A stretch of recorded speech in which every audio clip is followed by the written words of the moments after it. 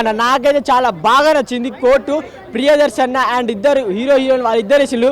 ఇది మా age cinema అన్న. అంటే మా ఏజ్ వాళ్ళకి అమ్మాయిని లవ్ చేస్తే అసలు అంటే కోర్టులు అండ్ పోలీసులు అంటే డబ్బు తీసుకొని న్యాయం చెప్తారు. కానీ సినిమాలో అన్న డైరెక్టర్ గారికి హ్యాట్స్ ఆఫ్. అంటే ఇలాంటి స్టోరీ నేను చాలా తక్కువ అన్న, రేర్గా చాలా మంచి మెసేజ్ ఉన్న సినిమా అన్న. అండ్ నాన్న హ్యాట్స్ ఆఫ్ అన్న. నువ్వు చెప్పినావు అన్న, మొన్న ఒక మాట చెప్పినావు అన్న, ఈ సినిమా మీకు నచ్చకపోతే నా సినిమాకి రాకుండా హిట్ 3 సినిమాకి రాకుండా అన్నావు. ఆ ఒక్క మాటతో సినిమాకి వచ్చినా నాకైతే మంచి కంటెంట్ ఉన్న సినిమా కోర్టు సినిమా అనిపించింది. ఎందుకంటే చాలా న్యాయం కోర్టు అనగానే ఏంటి అసలు ఈ కథ ఏందో అనేది చాలా నీట్గా క్లియర్ కట్గా ఒక మంచి కంటెంట్ ఉన్న సినిమా.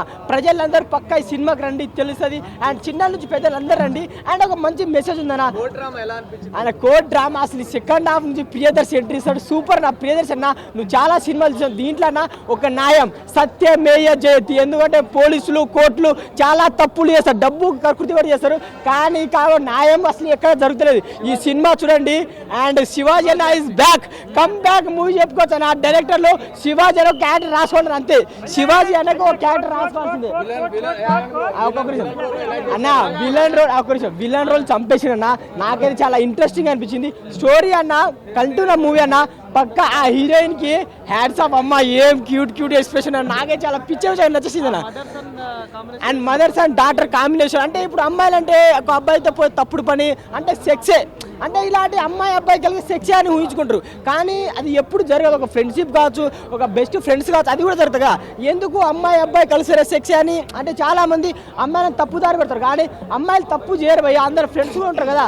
మీరు అమ్మాయిలని అబ్బాయితో మాట్లాడితే పెళ్లి చేపిద్దాం, ఇలాంటి తప్పులు చేయకండి ప్లీజ్, దండం పెడతా. ఒక అమ్మాయి ఒక అబ్బాయితో మాత్రం ఫ్రెండ్షిప్ కూడా ఉండొచ్చు కదా, అది తెలుసుకోండి. ఈ సినిమా చూడండి తెలుస్తుంది. Thank you.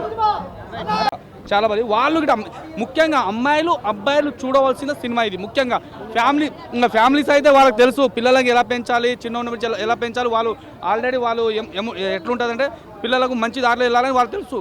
వాళ్ళు చూడకుండా పర్లేదు. కానీ మెయిన్ తల్లిదండ్రులకు నేను చెప్పేది ఒకటే, మెయిన్ తల్లిదండ్రులకు పిల్లలకు మైనర్ పిల్లల మెయిన్ 10th క్లాస్ నుంచి ఎబో 10th ఇంటర్ డిగ్రీ వాళ్ళకు మెయిన్ ఈ పిల్లలకు మాత్రం ఈ సినిమాని మనం ఏమంటారు మన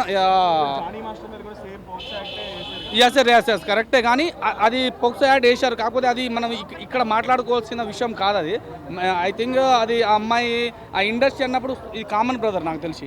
అయితే నేను ఈ సినిమా కోర్టు మూవీ ఉంది కదా, ఈ సమాజానికి 100% ఇట్లాంటి మూవీ రావాలి.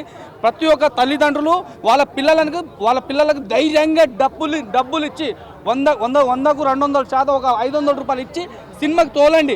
ఎందుకంటే ఇట్లాంటి సినిమా సమాజానికి 100% అవసరము. పెద్ద నేను మాట్లాడే గేమ్ చేంజర్ సినిమా అని కొందరు ఇప్పుడు అడిగారు.